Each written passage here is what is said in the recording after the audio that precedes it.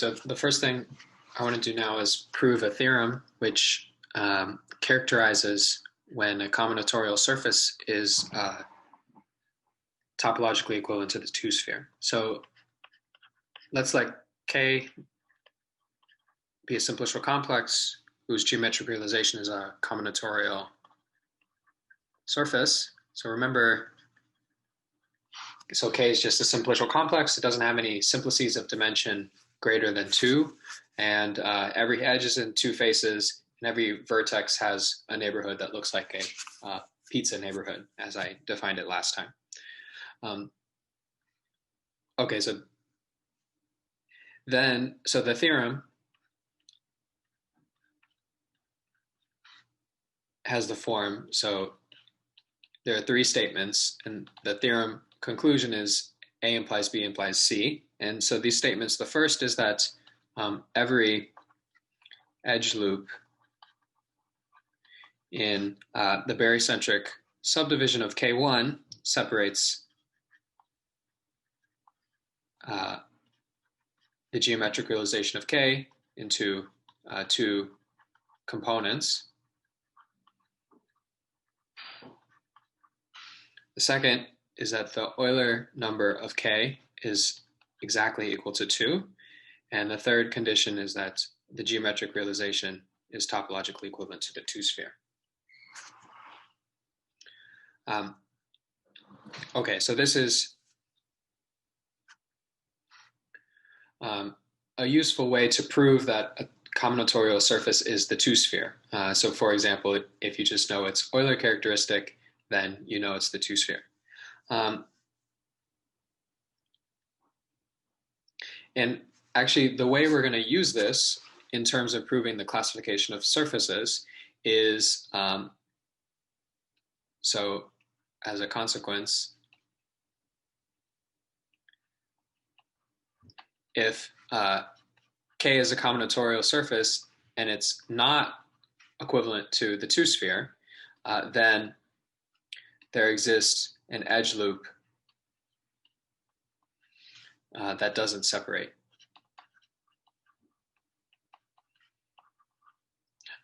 Yeah, so let me say it this way. An edge loop, I'll call it gamma, so that K minus gamma is connected. And, well, this edge loop is going to be then something we can perform surgery on, as I mentioned last time, and we'll talk about a little bit more later.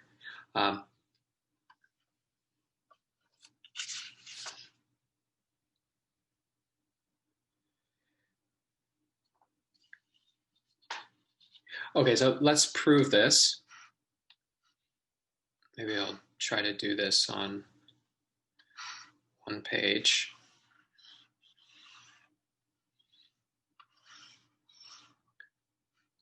So actually, I believe we did at least part of the proof of this before, at the beginning of the course. So this should seem familiar. So, okay, proof. Let's assume statement A.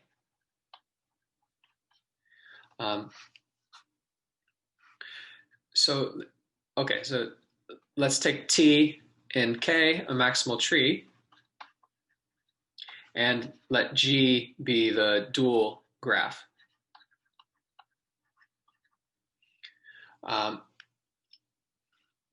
So the claim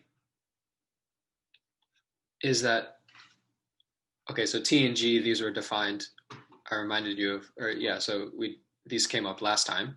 And the claim is that G is a tree.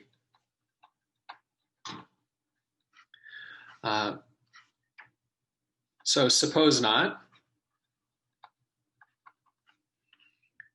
Well, so before we suppose not, so why is this helpful? So if G is a tree, so then the Euler characteristic of K, last time we showed that's the sum of the Euler characteristic of T and the Euler characteristic of G.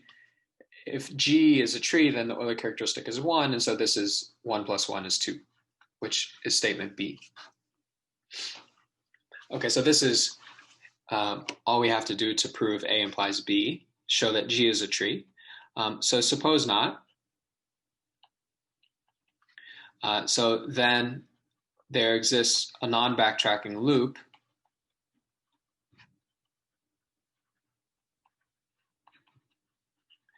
in G. So I'm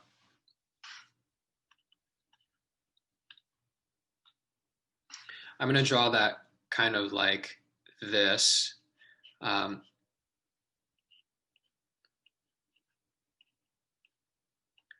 So remember, G is the dual graph. So it has vertices corresponding to faces of K, and edges corresponding to faces that are adjacent along an edge which is not in the maximal tree.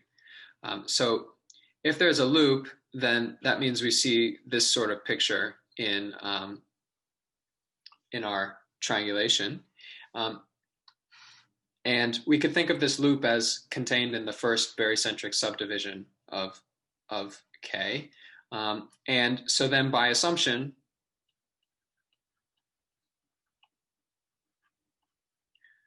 this loop, let me call it gamma.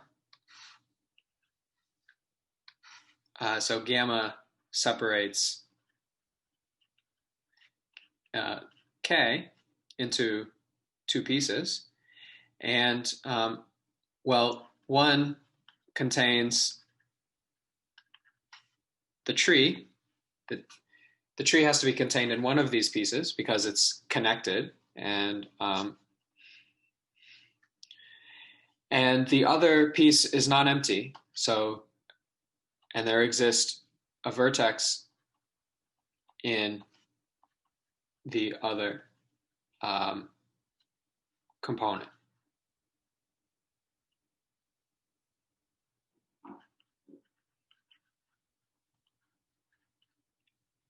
But this is a contradiction because T is a maximal tree, and so it contains all the vertices. So it's not possible to separate into these two pieces. Okay, so this contradiction proves that G, if in fact, is a tree, and that finishes the proof of A implies B. So now let's prove B implies C.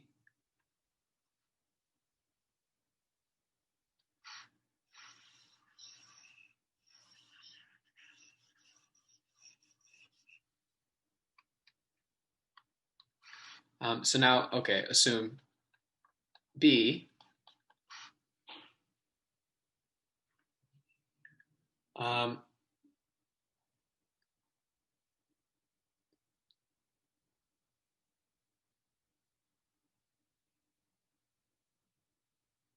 so, well, B implies that, so we have T and G as before,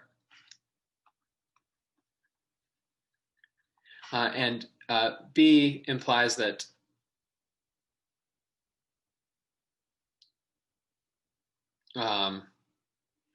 G is also a tree. So I guess that's an if and only if, right? So if the Euler characteristic is 2, then the Euler characteristic of G is 1, and the Euler, and that implies G is a tree.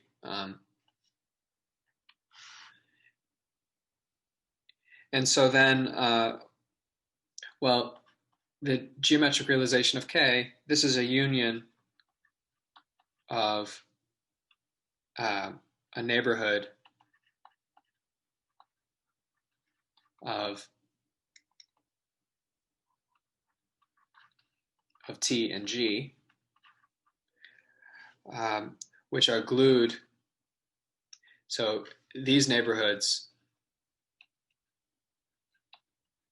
so this is an open set containing T, and there's an open set containing T and an open set containing G. These are topologically equivalent to disks and intersect in a circle. So from this, so let me say something more about this in a second, but from this we conclude, so K is equivalent to the union of two disks glued along a circle, which is, that's a description for the two-sphere. So you have two disks. This top one maybe is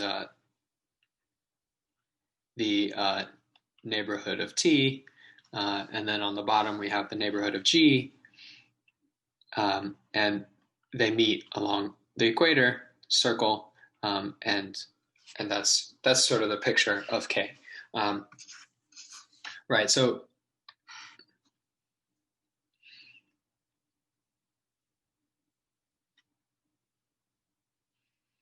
this is a bit imprecise. So I think this came up, we did this argument before. I mean, the picture is like this tennis ball. You have T and G, one of these, you have these two trees on a tennis ball, and little neighborhoods of them give you two disks which meet in this circle. So there's some things to prove. I guess this statement here deserves some proof, and we'll fill in the details for that, I think, by the end of the lecture here.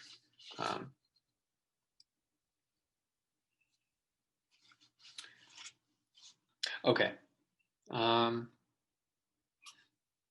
Right, so let's move on.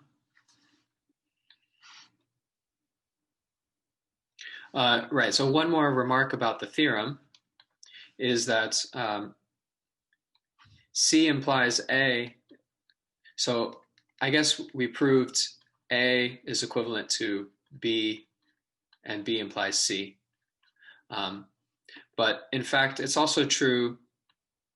So we proved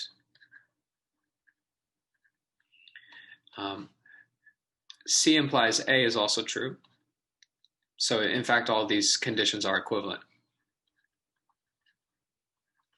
But C implies A takes a little bit more work. So this is related to what's called the Jordan curve theorem. So on a sphere, any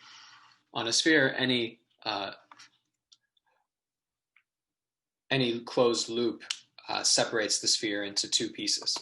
That's what the Jordan curve theorem says. It says a little bit more than that each of those two pieces is a disk.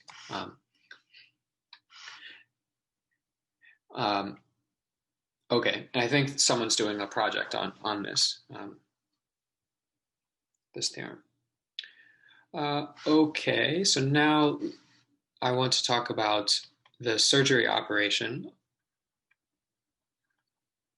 in a little more detail and talk about tubular neighborhoods.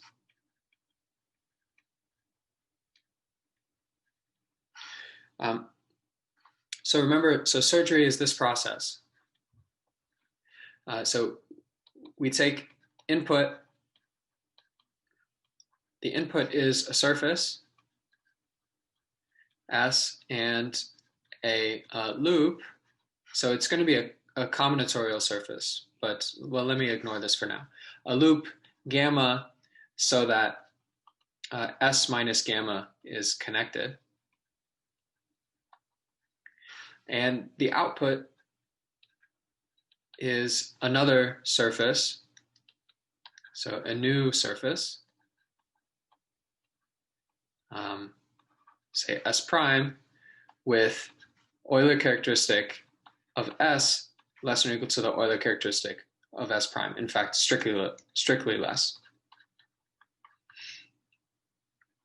And the picture is, so we have our surface, and we choose some. So we have this loop gamma. Well, and then, well, what we'll do is to take a little neighborhood of gamma.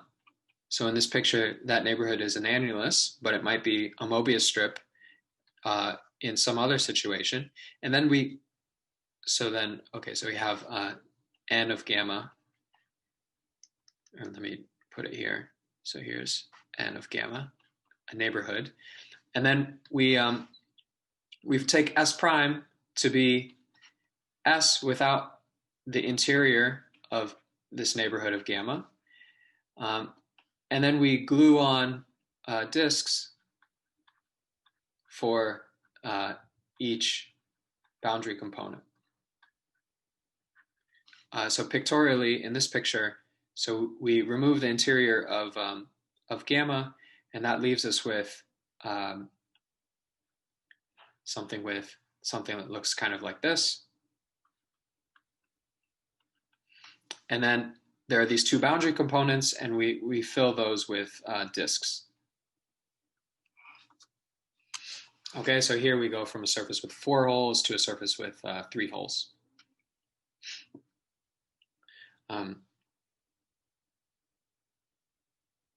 Okay.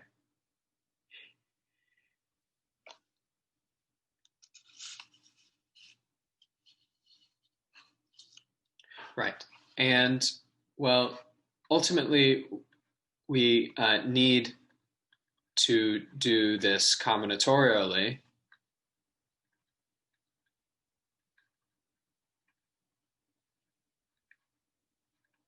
Since our argument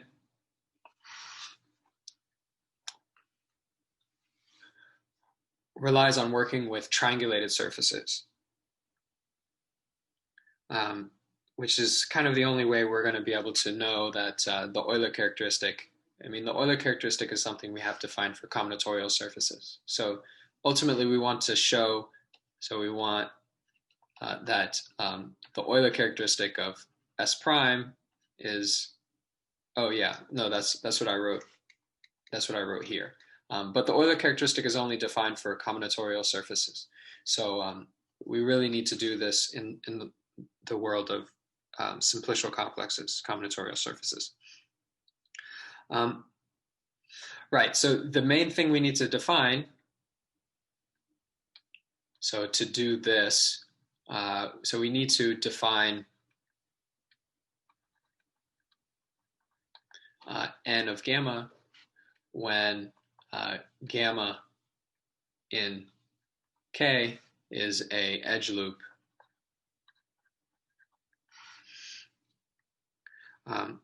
So the naive guess,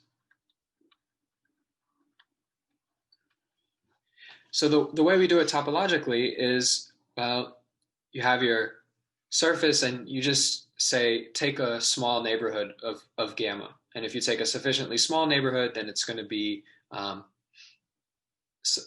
nice embedded little, either an annulus or a Mobius band. So the combinatorial version of that is, well, let's take n of gamma. So we're given a simplicial complex, K. It's a combinatorial surface. Maybe here's a little piece of it. Oops.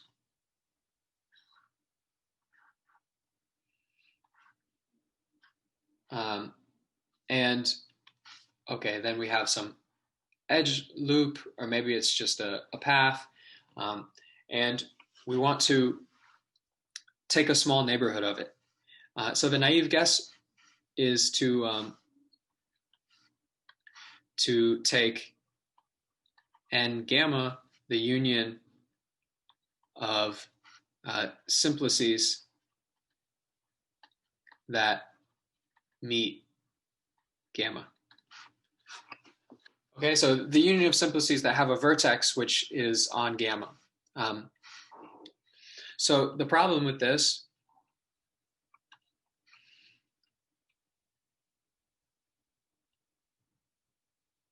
and actually let me say here an edge path, or even a subcomplex of the one skeleton of K, of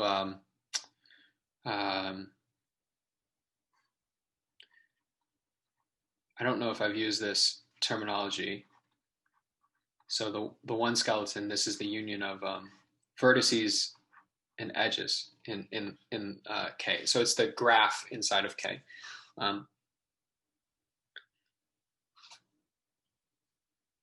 Okay, let me get back to this. So, right. So this is the naive thing you might do, just to take a neighborhood. I mean, if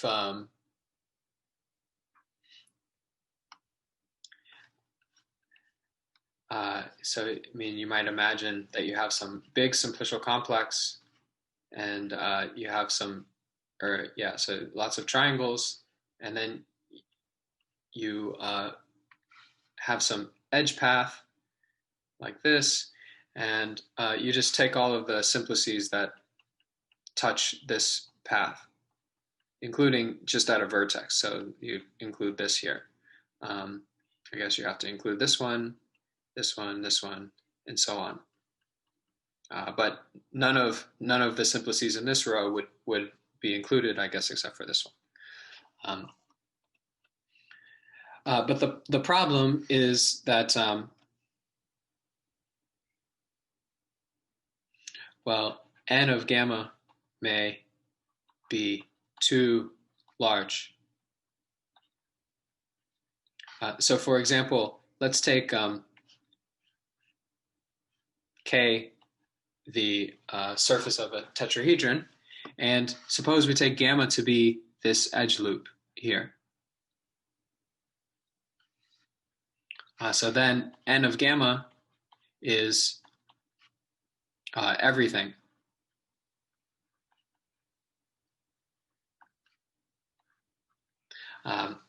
Which is bad, because we want n of gamma to be, well, if we start with an edge loop, we want n of gamma to either be an annulus or a Mobius band.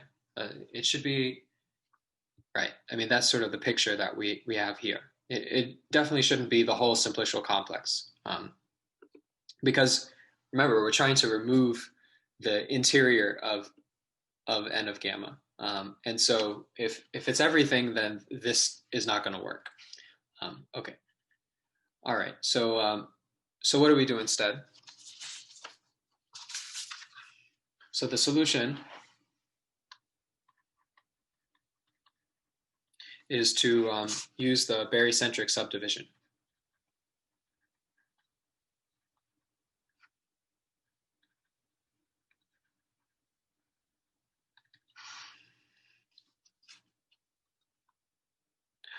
So take n of gamma, it's now going to be a subset of the second barycentric subdivision of K, which is the union of simplices in this barycentric subdivision that meet gamma. So the picture, let's draw a picture. So suppose we just have K as a single triangle like this, and let's say gamma is just this edge. So the union of simplices that touch gamma is just everything. But if we first take the barycentric subdivision, so we subdivide, and we're supposed to subdivide twice. So let me just draw this. So here's the first barycentric subdivision, and then we divide each of these triangles into, we subdivide it similarly. And we get, I guess I don't need to draw the triangles that are sort of far away from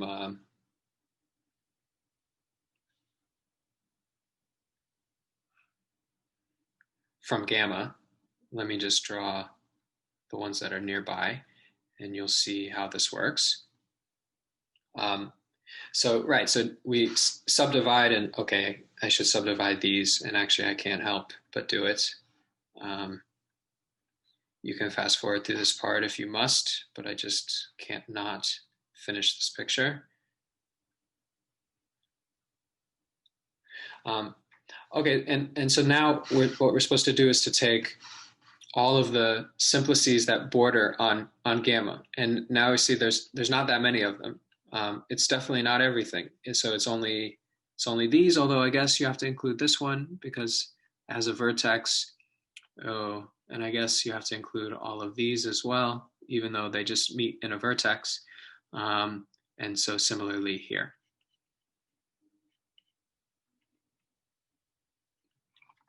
Okay, so this here is n of gamma.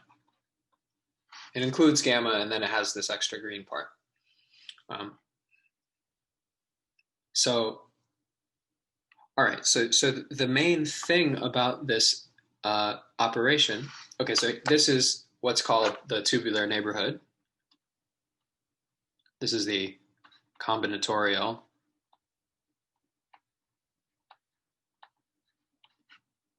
tubular neighborhood.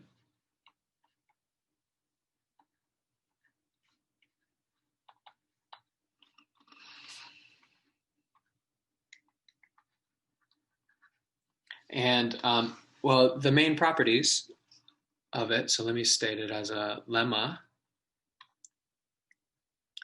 So the loop neighborhood, if gamma in K is an edge loop, then with n of the tubular neighborhood defined as above, this is this simplicial complex has geometric realization isomorphic to either the annulus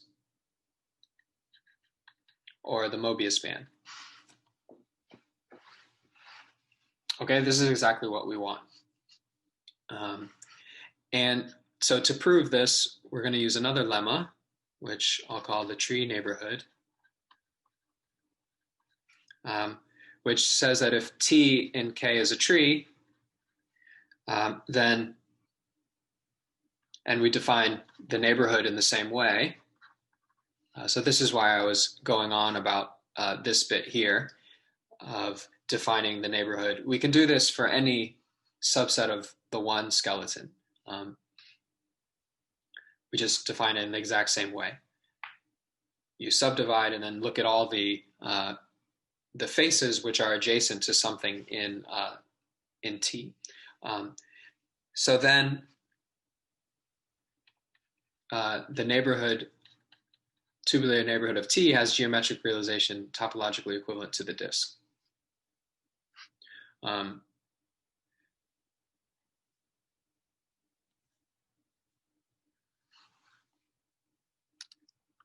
right. Right, so let's prove this.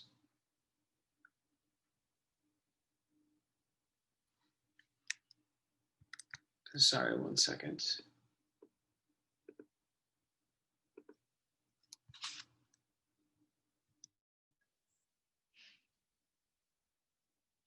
Right, so first we'll prove, okay, so let me do this on a new page. First, we're going to prove the tree neighborhood, and then we'll use that to prove the loop neighborhood lemma.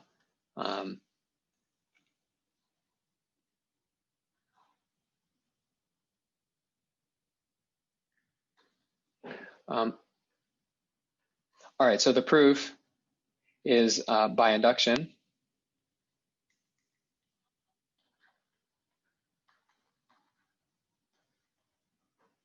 On the number of vertices.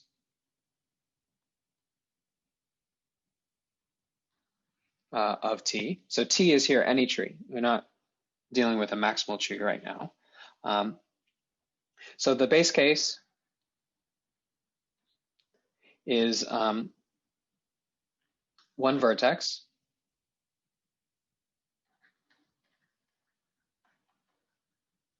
And well, okay, so this is not so bad. So you just have to remember, so we start with a vertex V. So T is just one vertex. And in K, since K is a combinatorial surface, we know that a neighborhood of V looks like we have a pizza neighborhood, something like this. And then, well, now you just write down what the barycentric subdivision looks like.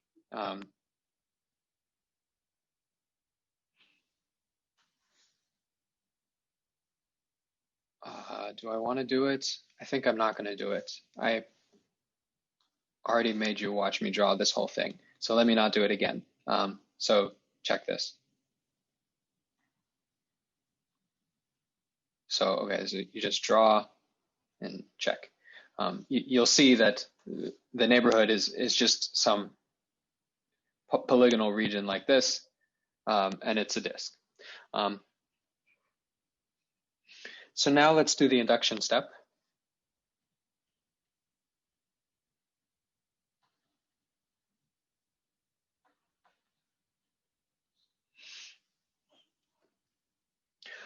So the first thing we'll do is take U,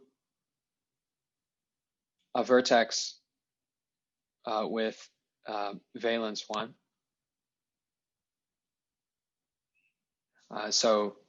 Well, let me draw on a new page. So we have, there's some, in any tree, you always have a leaf. So this is a vertex that's only connected to one other vertex by a single edge. Let's call this edge E, and then we have the rest of the tree in here. And so I'll call that T prime.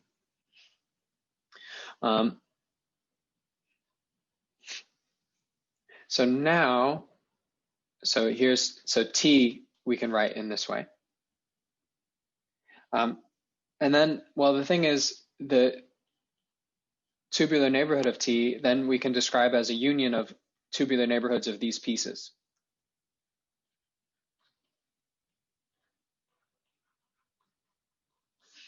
And well, by the induction hypothesis, these are each disks. Of course, an edge, that's a tree with just 2 vertices. And this was the base case, just the neighborhood of a single vertex.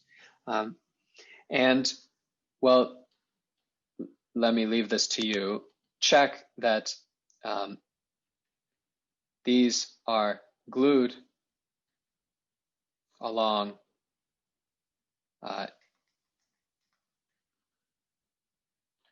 arcs in the boundary. So the way you have these disks, and the way they're glued, it looks like this. So we have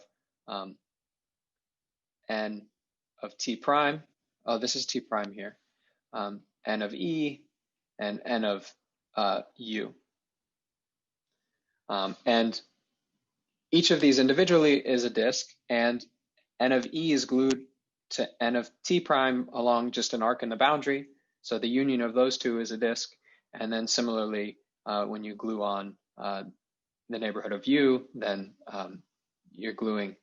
Yeah, so there's a little fact that if you have 2 disks, and then you form like a quotient space where you glue the 2 disks together along an arc in the boundary, then the result is topologically equivalent to a disk.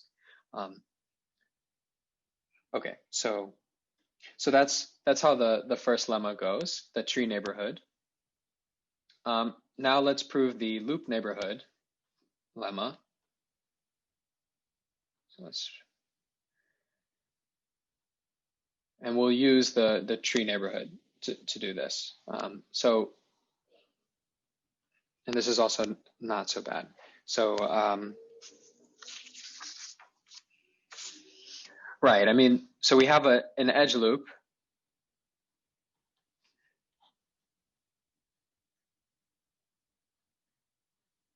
Something like this. Here's our gamma. And let me just single out a single edge. So here's gamma. And let's fix a favorite edge E, say here. And if we remove E, then we get a tree. Call that T. So gamma is E union T. And so similar as before, the neighborhood of gamma can be described as union of the neighborhood of E and the neighborhood of T. And again, these are two disks, but now they're glued not along one arc, but along two arcs on the boundary. So the picture is like this. So you have, here's, let's say this is n of E and this is n of T. And there are two arcs along the boundary so that these are glued along these arcs. Let me use blue here. Like this. And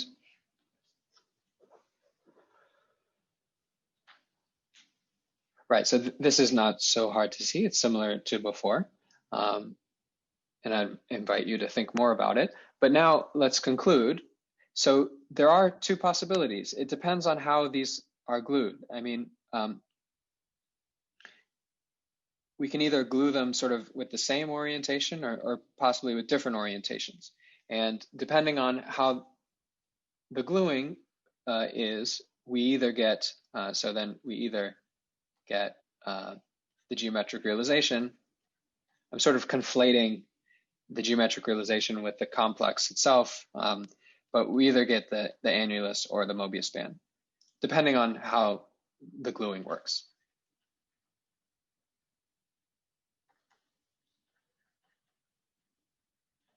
And that's what we wanted to show. All right, so now, given all of that, so now we have this notion of tubular neighborhoods, and then we can define surgery in this combinatorial way. So combinatorial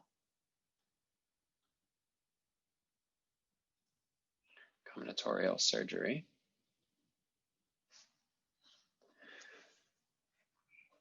So K, as before, so now the setup, K is a combinatorial surface. Gamma is an edge loop. And we have the tubular neighborhood of gamma, which is contained in the second barycentric subdivision. And we just showed that the geometric realization of this is either an annulus or a Mobius band. So the surgery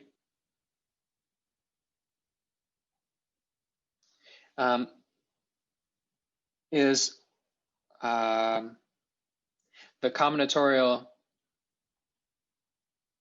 is a new combinatorial surface. Let me say like K hat, obtained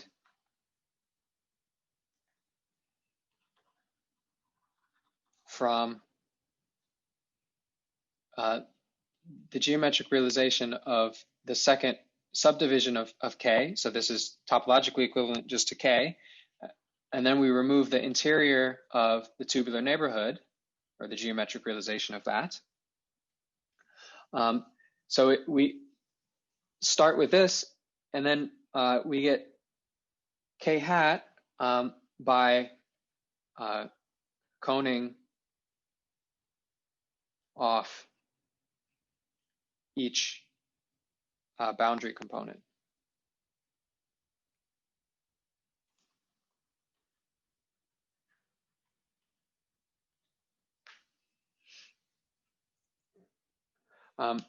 So in the case when the tubular neighborhood of gamma is an annulus, there's going to be two boundary components. If it's a Mobius band, there's going to be one.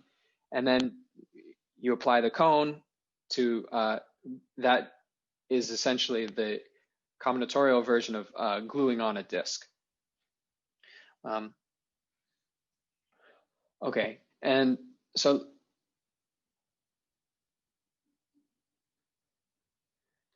I'll leave you with the following exercise.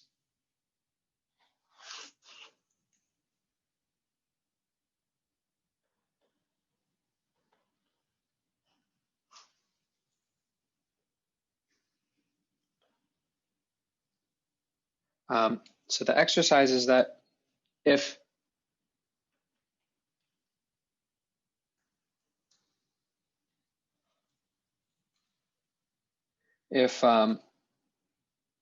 the tubular neighborhood of gamma has geometric realization and annulus, then the Euler characteristic of K prime is the Euler characteristic of K plus 2. And if instead we have a Mobius band, then the Euler characteristic of K, oh, this is K hat. I use prime in my notes, but I like hat better. So you can't confuse it with the barycentric subdivision. This is the Euler characteristic of K plus 1.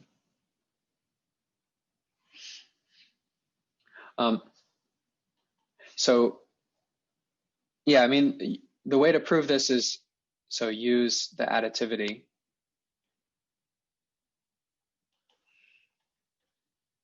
The Euler characteristic for a union of subcomplexes is the Euler characteristic of the sum of the Euler characteristics minus the Euler characteristic of the intersection.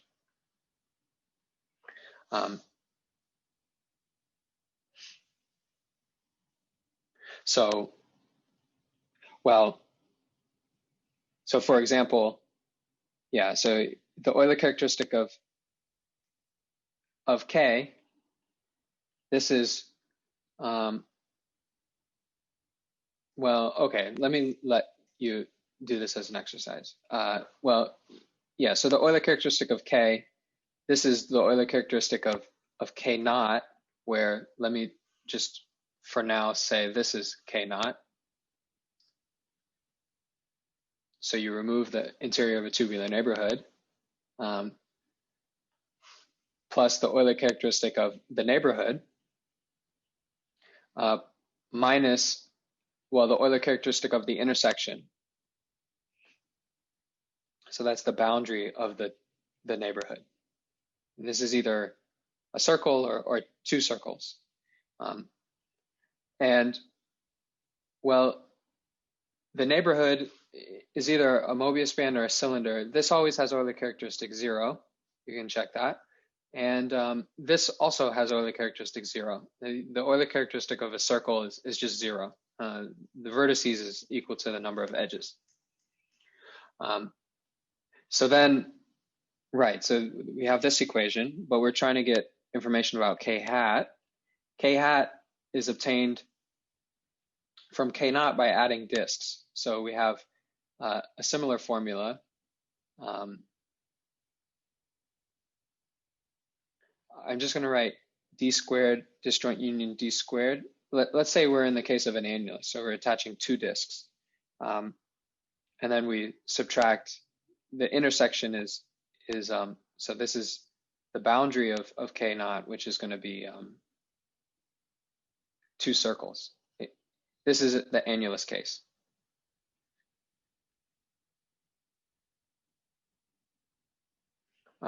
And okay, so again, this Euler characteristic vanishes. The Euler characteristic of a disk is 1. So this has Euler characteristic 2. And so then that gives the equation we want. The Euler characteristic of K hat is the Euler characteristic of K naught plus 2, and the Euler characteristic of K naught is the Euler characteristic of K. So that's how you derive this first equation, and the second one is similar. But the main thing to notice is that under this surgery, the Euler characteristic goes up. So K hat always has larger, strictly larger Euler characteristic than K. And this is what's going to make the induction run and ensure that this process stops because it has to, a combinatorial surface can have Euler characteristic at most 2. And so eventually we'll get to the sphere. Okay, so next time we will finish the proof of the classification of surfaces. So we've built up all the machinery we need, and now we can do the proof.